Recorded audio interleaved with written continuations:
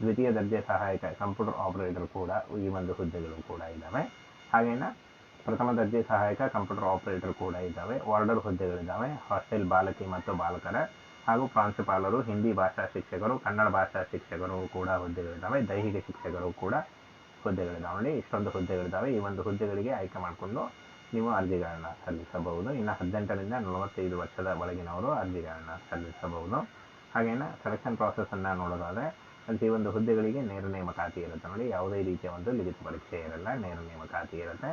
ಯಾವುದೇ ರೀತಿಯ ಈ ಒಂದು ಹುದ್ದೆಗಳಿಗೆ ಲಿಖಿತ ಪರೀಕ್ಷೆ ಇರಲ್ಲ. ಹಾಗೇನ ಈ ಒಂದು ಹುದ್ದೆಗಳಿಗೆ ಅರ್ಜಿ ಸಲ್ಲಿಸುವಂಥ ಅಭ್ಯರ್ಥಿಗಳು SLC, PUC ಹಾಗೂ ಎನಿ ಡಿಗ್ರಿ ಮತ್ತು BEd, DEd ಹಾಗೂ ದ್ವಿತೀಯ PUC ಮತ್ತು NCET ಹಾಗೂ ನೀವು SLC ಪಾಸ್ ಆದಂಥ ಅಭ್ಯರ್ಥಿಗಳು ಕೂಡ ಈ ಒಂದು ಹುದ್ದೆಗಳಿಗೆ ಅರ್ಜಿಗಳನ್ನು ಸಲ್ಲಿಸಬಹುದು. ಅಪ್ಲಿಕೇಶನ್ ಫೀ ಕೂಡ ಇರುತ್ತೆ. ಅದನ್ನು ನೋಟಿಫಿಕೇಶನ್ ಬಿಡುಗಡೆ ಆದ ನಂತರ ನಿಮಗೆ ತಿಳಿಸಲಾಗುತ್ತೆ.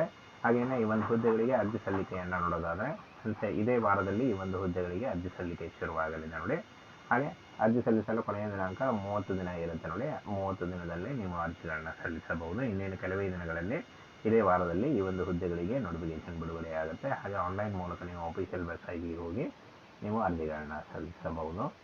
ಪತ್ರ ಬಿಡುಗಡೆಯಾಗಿದೆ. ನೋಡಿ, ಈ ಒಂದು ನೋಟಿಫಿಕೇಶನ್ ಹೊಸ ನೋಟಿಫಿಕೇಶನ್ ಬಿಡುಗಡೆಯಾಗಿದೆ. ಕರ್ನಾಟಕ ಶಿಕ್ಷಕರ ಇಲಾಖೆಯಿಂದ ಅಂದರೆ ಕರ್ನಾಟಕ ಶಿಕ್ಷಣ ಇಲಾಖೆಯಿಂದ ಶಿಕ್ಷಕರ ಉದ್ಯೋಗಗಳಿಗಾಗಿ ನೇಮಕಾತಿಯ ಒಂದು ಹೊಸ ಅಧಿಸೂಚನೆ ಬಿಡುಗಡೆಯಾಗಿದೆ. ನೋಡಿ, ಬೋತ್ ಮೇಲ್ ಆ್ಯಂಡ್ ಫಿಮೇಲ್, ಪುರುಷ ಮತ್ತು ಮಹಿಳಾ ಅಭ್ಯರ್ಥಿಗಳು ಇಬ್ಬರು ಅರ್ಜಿಗಳನ್ನು ಸಲ್ಲಿಸಬಹುದು.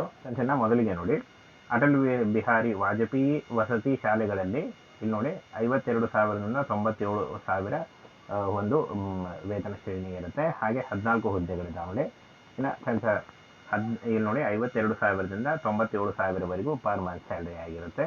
ಹಾಗೆ ಪ್ರಾಂಶುಪಾಲರು, SDA, FDA ಮತ್ತು ಶಿಕ್ಷಕರು ಹಾಗೆ ಕನ್ನಡ ಭಾಷಾ ಶಿಕ್ಷಕರು ಹುದ್ದೆಗಳಿದ್ದಾವೆ. ಅದರ ಬಗ್ಗೆ ಕೂಡ ತಿಳಿಸ್ಕೊಡ್ತೀನಿ. ಈ ನೋಟಿಫಿಕೇಶನ್ನ ವಿಡಿಯೋ ಡಿಸ್ಕ್ರಿಪ್ಷನ್ ಬಾಕ್ಸಲ್ಲಿ ಅಥವಾ ನಮ್ಮ ಟೆಲಿಗ್ರಾಮ್ ಚಾನಲಲ್ಲಿ ಇರುತ್ತೆ. ನೋಡಿ, ಅಲ್ಲಿ ಹೋಗಿ ನೀವು ಇನ್ನೂ ಹೆಚ್ಚಿನ ಮಾಹಿತಿಯನ್ನು ತಿಳ್ಕೊಳ್ಬಹುದು. ಇದನ್ನು ಡೌನ್ಲೋಡ್ ಮಾಡ್ಕೊಳ್ಳಿ.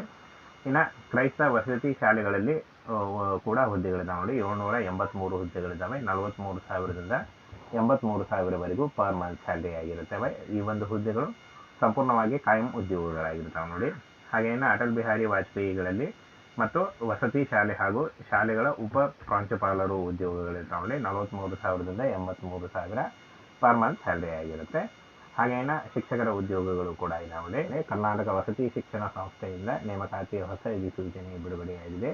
ಬೋತ್ ಮೇಲ್ ಆ್ಯಂಡ್ ಫಿಮೇಲ್, ಪುರುಷ ಮತ್ತು ಮಹಿಳಾ ಅಭ್ಯರ್ಥಿಗಳು ಇಬ್ಬರು ಈ ಒಂದು ಹುದ್ದೆಗಳಿಗೆ ಅರ್ಜಿಗಳನ್ನು ಸಲ್ಲಿಸಬಹುದಾಗಿರುತ್ತೆ.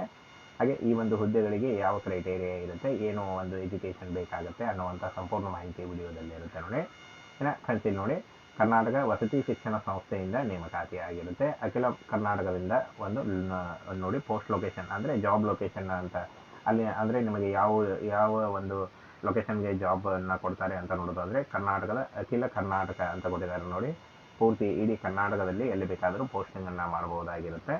ಹಾಗೆಯೇ ಟೋಟಲ್ ವೇಕೆನ್ಸಿ 5,267 ಹುದ್ದೆಗಳಿದ್ದಾವೆ. 45,000ದಿಂದ 83,000ವರೆಗೂ ಪರ್ ಮಂತ್ ಸ್ಯಾಲರಿ ಆಗಿರುತ್ತೆ. ಮಹಿಳಾ ಅಭ್ಯರ್ಥಿಗಳು ಮತ್ತು ಪುರುಷ ಅಭ್ಯರ್ಥಿಗಳು ಇಬ್ಬರು ಅರ್ಜಿಗಳನ್ನು ಸಲ್ಲಿಸಬಹುದು.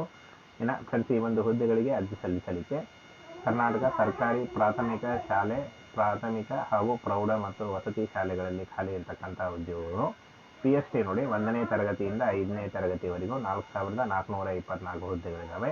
SPL 48 ಹಾಗೆ 121 ಹುದ್ದೆಗಳು ಕೂಡ ಇದ್ದಾವೆ. PET ನೋಡಿ 380 ಹುದ್ದೆಗಳು. GPT 6ನೇ ತರಗತಿಯಿಂದ 8ನೇ ತರಗತಿವರೆಗೂ 78 ಹುದ್ದೆಗಳಿದ್ದಾವೆ.